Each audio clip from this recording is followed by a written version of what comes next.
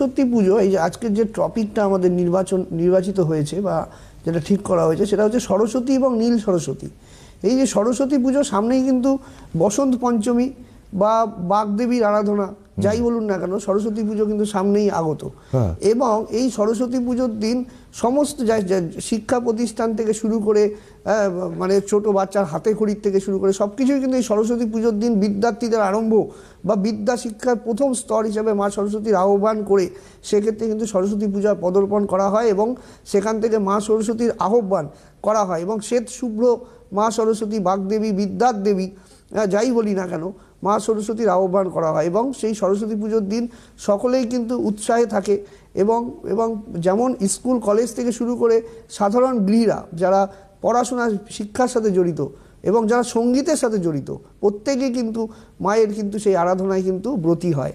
এবং এই কথাটা আমি বলতে চাই দর্শক বন্ধুদের, অনেকের ধারণা রয়েছে যে সরস্বতী এবং নীল সরস্বতী দুটোই কি এক। অনেকেই আমায় প্রশ্ন করেন যে সরস্বতী পুজোর দিনই কি আমি নীল সরস্বতী প্রয়োগ করব, বা নীল সরস্বতী প্রয়োগ করলে বা সরস্বতী পুজো করলেই কি আমার বিদ্যা শিক্ষায় বিশাল উন্নতি হবে এবং পড়াশোনার ক্ষেত্রে কি সফলতা অর্জন হবে। এই কথাটা অনেকের মধ্যে একটা মানে প্রশ্ন চিহ্ন কিন্তু থেকে যায়। অনেকে কিন্তু প্রশ্ন করেন যে আমি একটা সরস্বতী নীল রঙের একটা সরস্বতী বানিয়ে পুজো করবো, সেটাই আমার নীল সরস্বতী পুজো হয়ে যাবে। এটা কিন্তু নয়, এটা কিন্তু সম্পূর্ণ মানে মানে এটা ভুল ধারণা। এটা কিন্তু নীল সরস্বতী হচ্ছে তারা মায়ের একটা রূপ এবং নীল সরস্বতী কিন্তু অষ্টতারা, আমরা যে তারা মায়ের যে 8টি রূপকে আমরা পুজো করি অষ্টতারা নমস্তুতে, এই যে 8টি তারা রয়েছে তার মধ্যে কিন্তু নীল সরস্বতী কিন্তু একটি তারার মায়ের কিন্তু একটা রূপ। যদি আপনারা কখনো তারাপীঠে যান, যারা যান তারা তো অবশ্যই দেখবেন, নিয়মিত যান। হ্যাঁ আমি তো যাই, যারা যাবে দর্শক বন্ধুরা দেখতে পাবে, দেখবেন তারা মায়ের যে মূল যে নাট মন্দিরটা রয়েছে, নাট মন্দিরের সামনেই যে মায়ের যে দর্শন করা যাচ্ছে সেখানে দেখবেন বারান্দার যে নাট মন্দিরটা রয়েছে সেখানে কিন্তু নীল সরস্বতীর তারার কিন্তু একটা রূপ কিন্তু প্রতিকৃত রাখা আছে। সেটা দেখলেই কিন্তু আপনারা বুঝতে পারবেন যে মা তারারই একটা রূপ নীল সরস্বতী তারা। তারাপীঠে মন্দিরের সেই নাট মন্দিরেই কিন্তু সেই নীল সরস্বতী তারার কিন্তু একটা ছবি আছে, গেলেই কিন্তু আপনারা দেখতে পাবেন। তো ব্যাপারটা হচ্ছে এরপরে খেয়াল করে দেখবেন। এবং ব্যাপারটা হচ্ছে নীল সরস্বতী হচ্ছে প্রয়োগ করা হয় যখন বিদ্যার্থীরা পড়াশোনার ক্ষেত্রে ভালো রেজাল্ট করতে পারে না। সরস্বতী পুজো তো সকলেই করবে, সরস্বতী পুজো তো সরস্বতী মা তো বিদ্যার অধিষ্ঠাত্রী দেবী।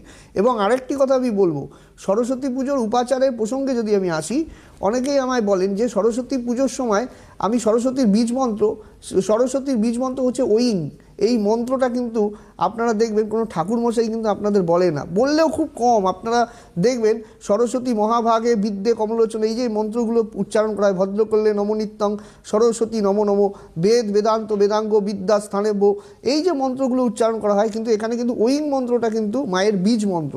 যে কোনো দেবদেবীর ক্ষেত্রে বীজ মন্ত্রটা হচ্ছে সবচেয়ে ইম্পর্টেন্ট একটা জিনিস।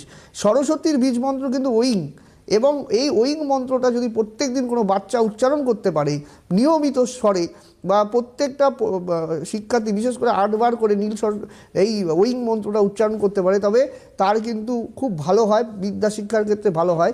এবং যখন উচ্চারণ করতে পারবে না, যদি সেই সন্তানের অবাধ্যতা প্রচুর পরিমাণে দেখা যায়, যে পড়াশোনার ক্ষেত্রে কিন্তু একটা অমনোযোগী, বারবার কিন্তু পরীক্ষার খাতায় গিয়ে ভুল লিখে আসছে, বাড়িতে ঠিক করছে, ক্লাসে গিয়ে ভুল করে আসছে, পরীক্ষার খাতায় ভুল লিখে আসছে, বাড়িতে পরীক্ষা নেওয়া হচ্ছে হয়তো 100-তে 80-90 পাচ্ছে, কিন্তু যখনই পরীক্ষার খাতায় যাচ্ছে ওই টেনশন ডিপ্রেশনে দেখা গেল 60-70-50 মার্ক আছে।